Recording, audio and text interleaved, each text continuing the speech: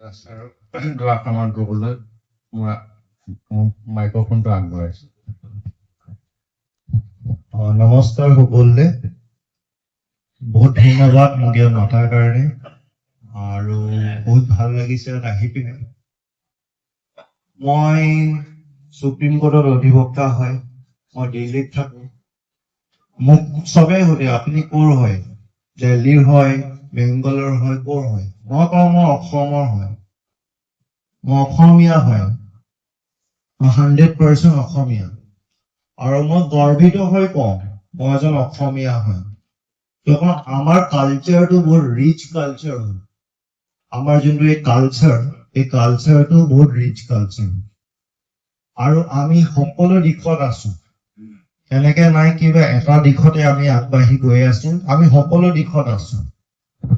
আৰু মোৰ মা মটক হয় আৰু মোৰ ককা ডক্টৰ হৰেন্দ্ৰ নাথ বৰুৱা, তেওঁ বহুত কাম কৰিছিলে ডিব্ৰুগড়ত। তেওঁৰ কাৰণে আজি নালিয়াপুলৰ ৰাস্তাটো তেওঁৰ নামত হৈছে। তেওঁৰ দেউতাক লাহৰ চন্দ্ৰ বৰুৱা, তেওঁ তৰণী আছিলে এটা সময়ত, আৰু ডিব্ৰুগড়ত আপোনাৰ নালিয়াপুলৰ অনিৰুদ্ধদেৱ নামঘৰ স্থাপিত কৰাতো বহুত তেওঁ আগভাগ লৈছিলে আৰু বহুত কাম কৰি গৈছিলে সমাজৰ কাৰণে। আৰু এই গাঁওখনত মই আজি প্ৰথমবাৰ আহিছো, কিন্তু ইয়াত মোৰ মা আগতেও আহিছে। দেৱেন্দ্ৰনাথ হাজৰিকা দেৱৰ ঘৰলৈ আহিছে মোৰ মা আগতে। তেওঁ যেতিয়া অসমত আছিলে, আমাৰ আনডিভাইডেড অসম, শ্বিলঙত কেপিটেল আছিলে, তেতিয়া তেওঁ মোৰ ককা স্বৰ্গীয় ৰাধিকাৰাম দাসৰ লগত একেলগে কাম কৰিছিলে। উজনি অসমৰ কাৰণে তেওঁ বহুত কাম কৰি গ'ল হাজৰিকা ডাঙৰীয়াই। আৰু মই এটা কথা দেখিছো, আজি আমি আগবাঢ়ি গৈ আছো, কিন্তু আমি আৰু আগবাঢ়িব লাগিব, সকলো দিশত আগবাঢ়িব লাগিব। মানে স্পৰ্টছ হওক, ক্ৰীড়া হওক, সংগীত হওক, আমাৰ কালচাৰটো বচাব লগা কাৰণে যি কৰিব লাগে আমি চব কৰিব লাগিব। আজি দেখা যায় কি দেশত আমি ষ্টেট ST বিচাৰিছো, অসমে এছেম্বলিয়ে পাছ কৰিলে, কিন্তু যেতিয়ালৈকে আপুনিও জানো কি পাৰ্লিয়ামেণ্টত পাছ নহব, আইন নহব, আমি ST ষ্টেটাছটো নাপাম। আমি সকলোৱে জানো আমাৰ ইণ্ডিয়াৰ যোনটো কনষ্টিটিউচন আছে, এক্সিকিউটিভ, লেজিসলেচাৰ আৰু জুডিচিয়াৰী, এতিয়া আপোনাৰ লেজিসলেচাৰ এই বস্তুটো পাছ হ'ব লাগিব, তেতিয়া আমি সেই বেনিফিট খিনি পাম। আৰু আমাৰ মতকক অলৰেডি স্বীকৃতি দিয়া হৈছে ষ্টেটত, কিন্তু এতিয়াও তাত পিছত এমেণ্ডমেণ্ট হ'ব।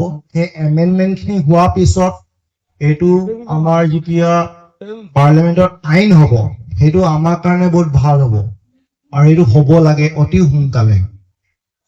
কিয়নো আমাৰ লোকেল ৰিপ্ৰেজেণ্টেটিভো লাগে। মই যদি এতিয়া চাবলৈ যাওঁ, আমাৰ আঙুলি গন্তিতে আছে MLA, MPও আমাৰ চাব লাগিব কোন আছে, কিয়নো আমাৰ ৰিপ্ৰেজেণ্টেটিভ লাগিব পাৰ্লিয়ামেণ্টত, যি আমাৰ মতকৰ বিষয়ে পাৰ্লিয়ামেণ্টত আমাৰ সমস্যাবোৰ দাঙি ধৰিব পাৰে। ভৱিষ্যতৰ দিনত আমি আগবাঢ়ি যাবৰ কাৰণে আমাৰ কালেক্টিভ এফৰ্ট লাগিব। কালেক্টিভ এফৰ্ট মানে আমাৰ এনেকা মিটিং হৈ থাকিব লাগিব, সকলো ভিতৰত যি প্ৰব্লেম আছে সেইবোৰ আমি দাঙি ধৰিব লাগিব আৰু তাৰ সলিউশন বিচাৰিব লাগিব। আজি আমাৰে মাজৰ মানুহ দেশ বিদেশত আছে, আমেৰিকাত আছে, আফ্ৰিকাত আছে, অষ্ট্ৰেলিয়াত আছে, বিভিন্ন জেগাত আছে, ডাঙৰ ডাঙৰ ডক্তৰ, ইঞ্জিনিয়াৰ, ভাল চৰকাৰী পদবীত বহি আছে, আৰু আমি ইনিচিয়েটিভ ল'ব লাগিব। আজি আমাৰ ওচৰত কি নাই, চব আছে, কিন্তু আমি এতিয়া বস্তুবোৰ কি কৰিব লাগিব, অৰ্গেনাইজ কৰিব লাগিব। সকলোৱে একেলগে মিলি অৰ্গেনাইজ কৰিব লাগিব, প্ৰব্লেম বিলাকৰ সলিউশন বিচাৰিব লাগিব। প্ৰব্লেম ডাঙৰ হ'ব পাৰে, সলিউশন তাতকে আৰু ডাঙৰ হ'ব লাগিব। দেশত আমাৰ নোৱাৰা কাম একো নাই, কিন্তু আমি এতিয়া কি দিশত আমাৰ হেৰি হৈ আছে আগবঢ়াই নিব লাগিব, প্ৰব্লেমবোৰ হৈ আছে। আৰু কালচাৰটো আমাৰ মেইন হয়, আমাৰ আইডেন্টিটিটো মেইন হয়। আমাৰ নিজৰ যদি কালচাৰটো আমি ধৰি ৰাখিব নোৱাৰো, নেক্সট জেনেৰেশ্যনে গম নাপাব।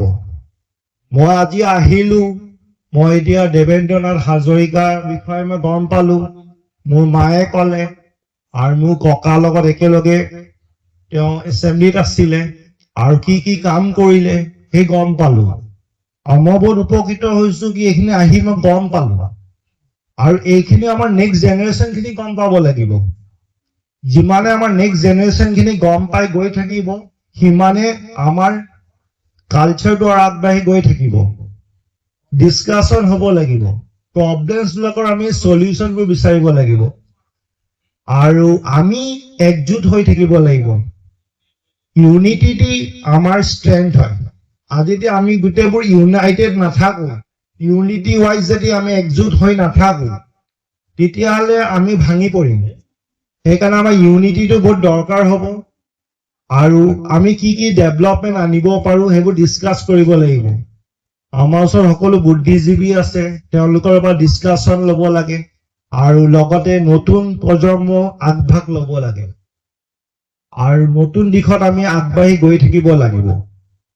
আৰু ইয়াৰ বিষয়ে আমি যিমান কিতাপ লিখিম, আৰ্টিকেল লিখিম, মানুহক আমি এৱেৰনেছটো আনিম, সিমানে ভাল হ'ব।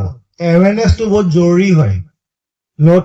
নতুন যি প্ৰজন্ম আহিছে তেওঁলোকে জানিব লাগিব আমাৰ পূৰ্বসকলে কি কৰি গৈছিলে আমাৰ এই জাতিটো ৰক্ষা কৰিবলৈ, আৰু সেইখিনি এক্টিভনেছ কিন্তু আমাৰ নতুন প্ৰজন্মৰ থাকিব লাগিব। তেতিয়াহে হ'ব। যিকোনো এটা জেনেৰেশ্যন হওক, নেক্সট জেনেৰেশ্যনলৈ কালচাৰটো কেৰি ফৰৱাৰ্ড কৰিব পাৰিব লাগিব, গ্ৰহণ কৰিব লাগিব, এপ্লাই কৰিব লাগিব। আৰু চবতকৈ ইম্পৰ্টেণ্ট, প্ৰগ্ৰেছিভ ভাবিব লাগিব। কি নাই সেইটো ভাবিব নোৱাৰি, কি হ'ব পাৰে সেইটো ভাবিব লাগে। আমাৰ মেইন লক্ষ্যটো কি হয়, কি কৰিব পাৰিম। নাইতো বহুত বস্তু নাই,